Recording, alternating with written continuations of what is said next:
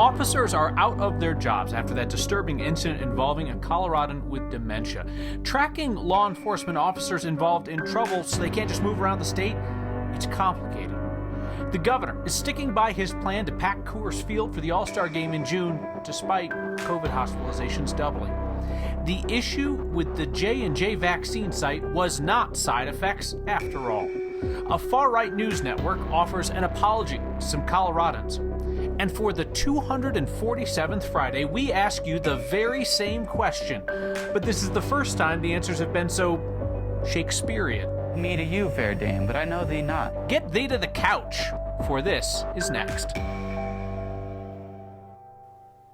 Friday, end of the month, payday for many, and property tax due date for some. Our Marshall Zellinger heard about homeowners in Denver who mailed in those payment checks months ago that still have not been cashed. Marshall looks into what's happening and how many of us still pay our property taxes by mail.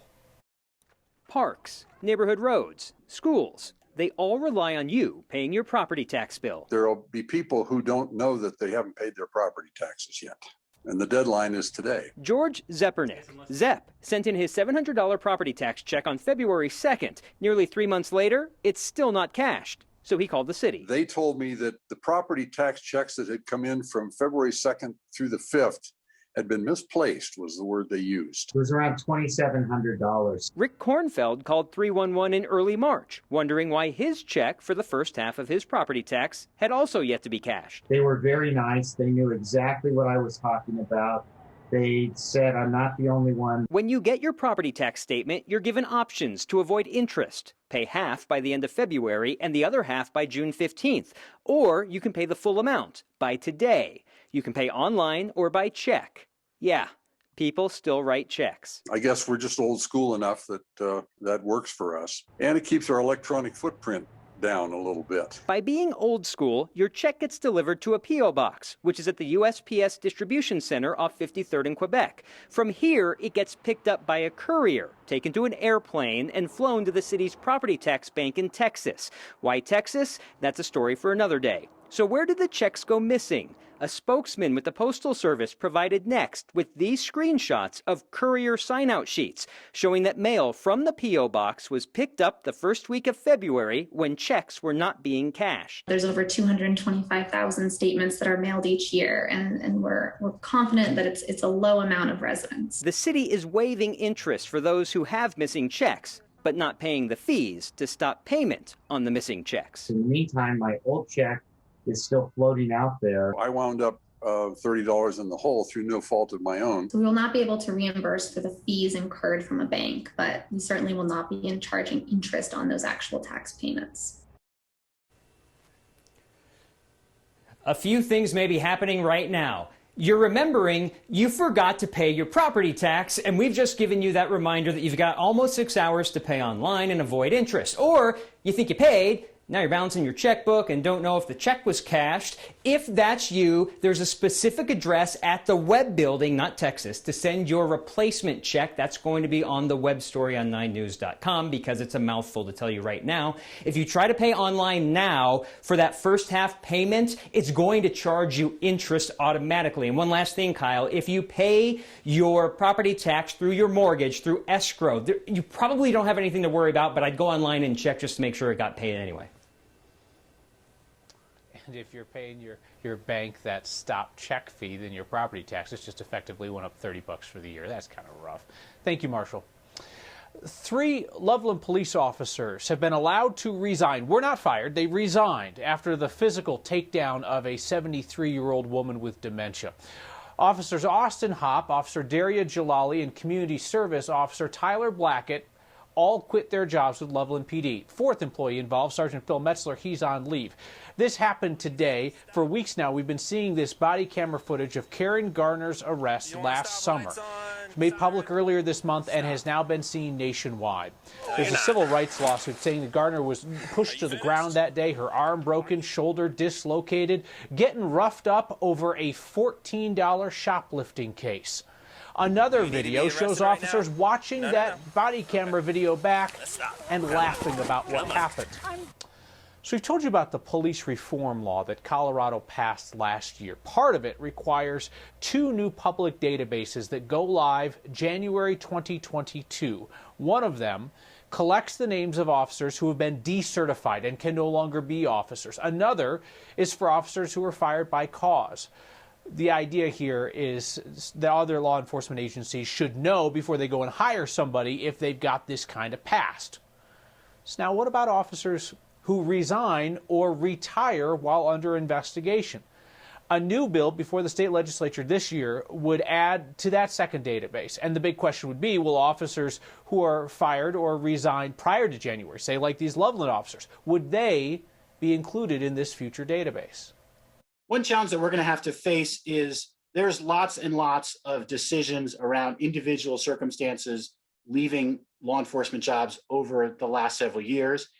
It is far from clear to us whether we'll be able to capture that and have that in a database. We're going to have to figure that out, but it may be quite difficult to get that information and capture and make it available. These searchable databases will obviously be for in-state law enforcement only. Agencies in other states could check Colorado's database before making a hire, but there's no requirement that they do that. Let's take a look at the state of the pandemic in our state. 31.4% of Coloradans have completed the vaccination process. That's significant progress, more than 1.8 million people. Then you got another 747,000 people waiting on dose 2 of Pfizer or Moderna. So a lot of people in the pipeline. We're coming up on that halfway mark. Got to remember that 20% of the state's ineligible because they're too young. The CDC came out and said today that it was anxiety, not vaccine side effects, that caused reactions from folks and led to the shutdown of the mass vaccination site at Dick's Sporting Goods Park earlier this month. 11 people were dizzy, lightheaded, nauseous, and Centura decided to shut down the site for the day so they could figure out what was going on. There were concerns that this could be linked to the J&J vaccine.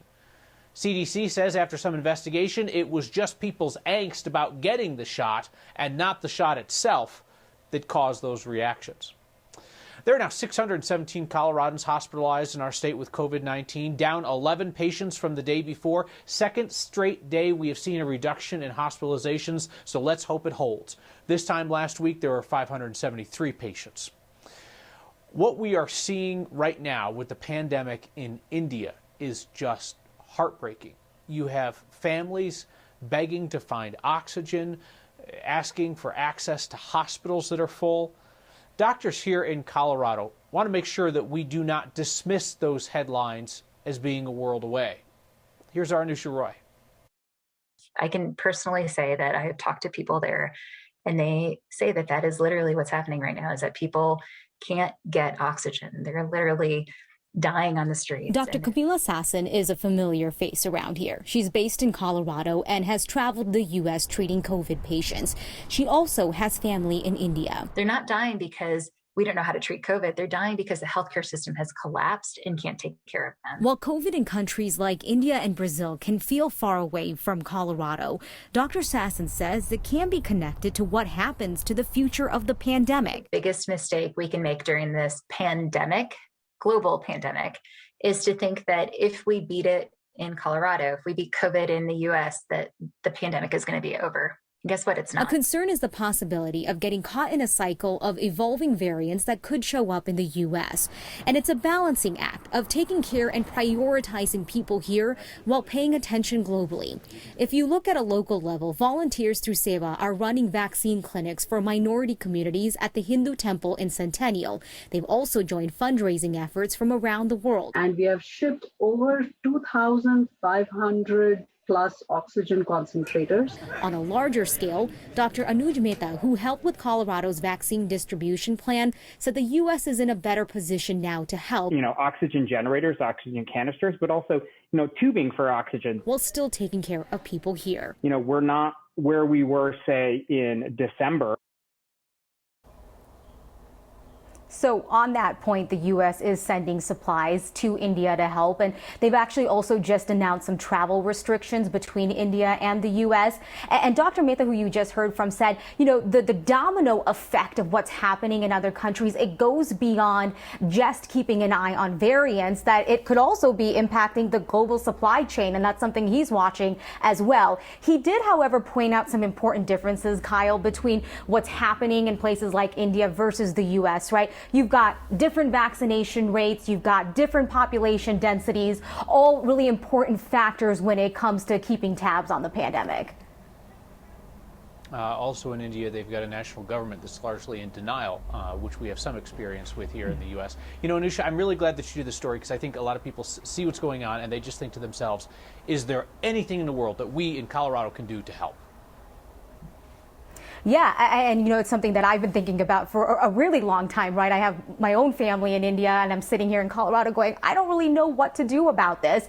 There's the obvious thing that people are doing, which is donating. But beyond that, when I asked the state health department about this today, they said they need people to be tested for COVID and continue to be tested in Colorado, because that's how they're keeping tabs on the variants. That's the first line of defense, because they're screening those positive tests to see what's happening with those mutations within Colorado.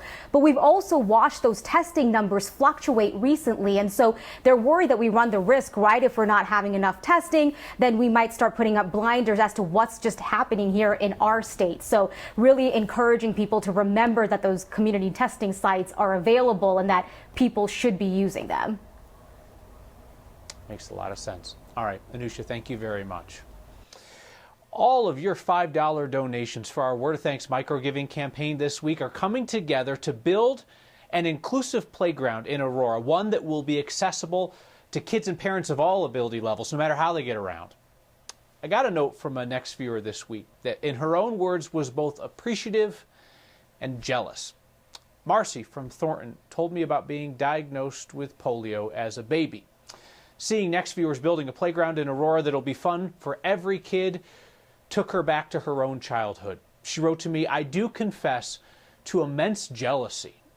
We didn't have the help back then when I sat on the steps during recess, though I could use the swing depending on if I had a brace on a leg. If you would like to join me and Marcy and a ton of other next viewers who are helping the nonprofit Lou Bird's Light Foundation finish the work of building their inclusive playground at the Stanley Marketplace in Aurora, all you need to do is text the word THANKS to 303-871-1491, and I will send you that link to donate. The nonprofit is $150,000 short of their goal. They ran into some issues once they broke ground, but they're determined to press ahead with this and find the money somewhere. You have been the somewhere this week. You have raised $54,000 and counting in 3 days. Thank you. Denver was given the MLB All-Star game when our COVID situation was in check. It's not now. We'll ask the governor if he's still confident about a packed stadium game. For 4 years, you've been sharing the good news in your life each Friday. Never, though, quite like this. I am happiest that we have a group of I doth hope this works, or I shall be unemployed. Next.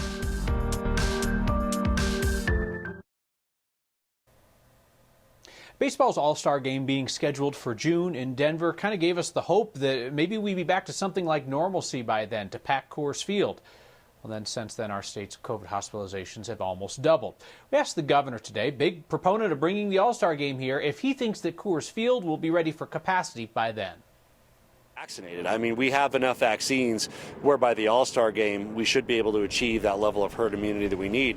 But it takes people to do it. And there's a lot of folks who've just been, putting it off or saying, I will get it someday. We expect that all the Coloradans who want the vaccine are able to get it, by the end of May, which means protection by the end of June, which means by the All-Star game, there's plenty of leeway there where everybody who wants to be protected will have it. So I don't see any reason why there wouldn't be full crowds in all stadiums at that point.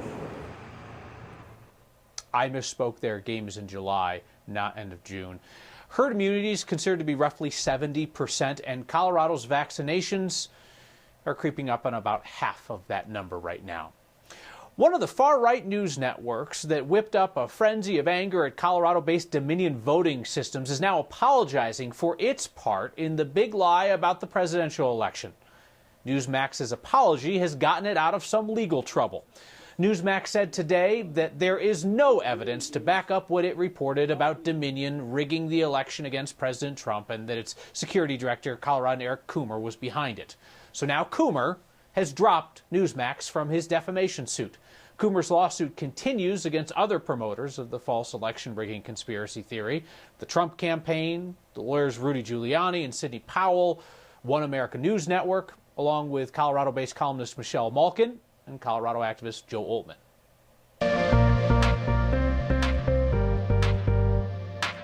We say goodbye to April with sunshine and temperatures above average in the upper 70s and lower 80s, and we're going to go 5 to 10 degrees warmer tomorrow for many areas. Winds are light out of the east, but will come in out of the southwest. One more warm, dry day in advance of a cool front that will bring cooler weather and the chance for some showers and storms on Sunday, and then heavy rain on Monday. Not too bad tonight, though. It's beautiful. Fair skies and 50. On Saturday, sunshine and 84. The record is 87. We have afternoon thunderstorms Sunday, heavy rain and a cool start to next week, and then back to 60s and 70s by Thursday. Enjoy your evening. Follow good knave. We have great duties to perform. What story from yonder festival breaks? It is Friday, and your good news is the sun. The weather today is bright and sunny for the amazing Shakespeare Festival to honor me. A stage for your celebrations. Next.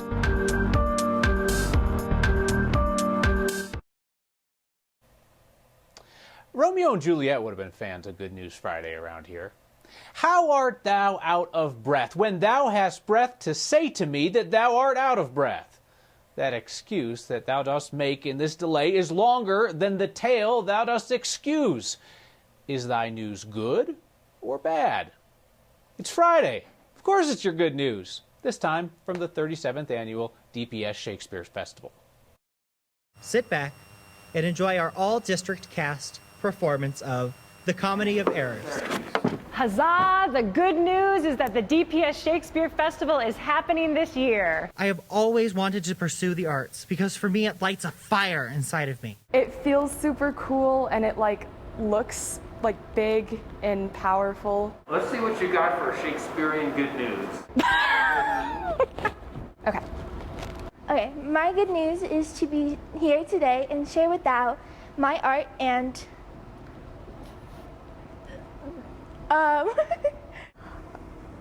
I am happiest that we have a group of...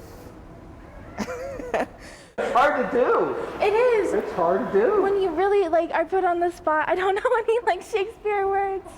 My good news is that summer is nearly upon us and the time will be right to spend time on myself. My good news of the day is that Shakespeare is alive and well in the city of Denver. My good news is that the weather today is bright and sunny for the amazing Shakespeare Festival to honor me. I want to add ETH at the end of every word, but it's just not possible. Good night unto you all. Give me your hands if we be friends, and farewell. See you next year. Adieu. I will see you next year. Just love that. That good news hath brought to thee through the lens of our photojournalist, Tom Cole. Your feedback tonight feels like a personal attack, largely because it is. That's next.